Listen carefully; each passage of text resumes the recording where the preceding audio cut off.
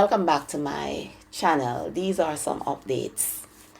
Mario Palacios, the Colombian suspect in the assassination of Haitian President Juvenal Moise, has pleaded guilty to entering Jamaica illegally.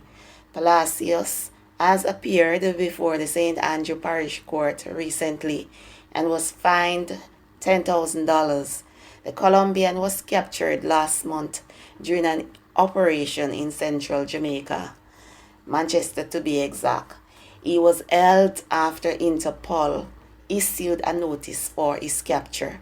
However, there is still no word whether an extradition warrant has been issued.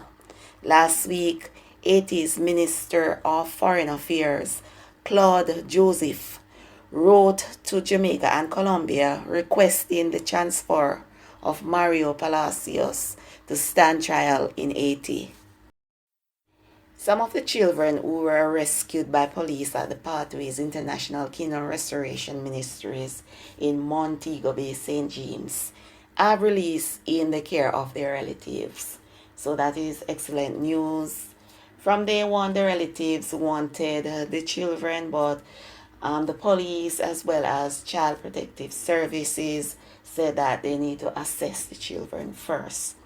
So you all know what went down at the Cult Church in Mobay and the now deceased Pastor Kevin Smith and his saga and all of that. There's no need for me to repeat that demonic thing.